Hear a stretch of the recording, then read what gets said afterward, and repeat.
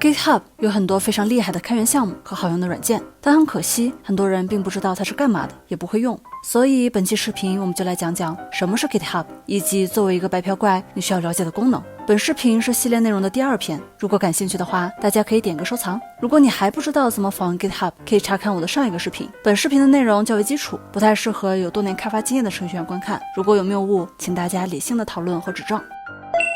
首先，我们先来聊一下什么是 GitHub。GitHub 是全球最大的代码托管与协作平台，最大的作用就是保存程序员编写的软件源代码，任何人都可以把自己的代码上传上去。源代码大致可以分为2种，一种是完全开放的，所有人可以查看、下载，并在一定的规则内使用，如大名鼎鼎的 Linux、Android 就属于此类。开源是人类计算机行业的瑰宝，我们生活中能用到的大部分软件都是在开源软件的基础上2次开发而来的，可以说没有开源就没有如今繁荣的互联网。另一种源代码是私有的，只有上传的人和指定权限的用户可以访问。之所以叫 GitHub， 是因为它主要依据版本控制工具 Git 的思想建立，并进行代码管理的。至于什么是 Git， 那就是另一个视频要讲的内容了。所以在我的博客园视频下面问为什么要用博客园不用 GitHub， 和在我的 GitHub 视频下面问为什么要用 GitHub 不用5i和酷安的观众，到这里应该有一个答案了。因为 GitHub 是一个代码托管平台，不是博客社区，也不是资源分享社区，虽然它在一定程度上拥有前2者的一些功能。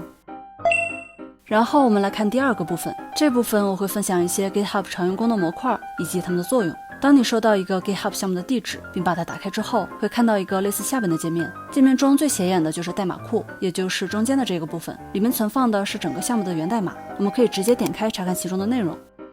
也可以点击右上角的 Code 按钮，选择 Download， 把它直接下载下来。代码库的每个文件后边都会有2条信息，第一条是 Commit Message， 也就是作者最后一次更新代码时的备注，第2条是最后一次的更新时间。如果一个项目中所有的文件更新时间都是多年以前，那就代表它可能已经没有人维护了。代码库的下边是项目的介绍， GitHub 会自动访问项目的 README 文件，并把其中的内容展示在这里。在这儿一般可以看到这个项目是干什么的，有什么用，以及怎么用。当然它具体内容和详略程度取决于作者，也会有什么都不写的。如果你不是程序员，只是来 GitHub 找软件用的，可以多关注这部分的内容。另一个找软件时需要关注的模块是右边的 Releases， 这边一般是作者已经打包好的软件和当前版本的介绍，你可以直接下载使用。比如说我现在打开的这个项目，作者就提供了 Linux 版、Mac 版、Windows 版以及源码包，向下滑还可以找到旧版本，根据自己的需要点击下载即可。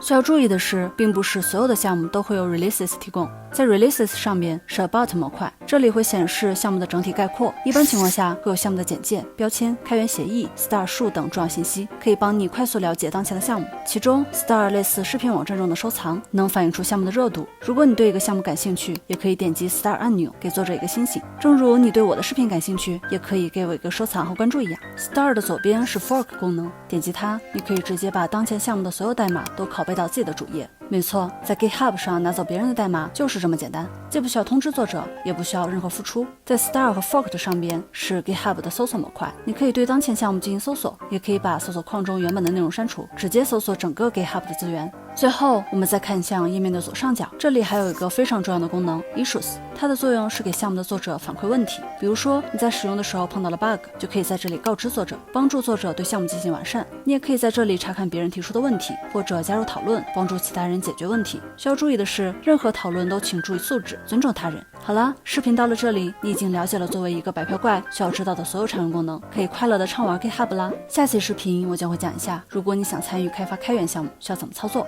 以上就是本期视频的全部内容，我是玄力99，我们下期再见吧。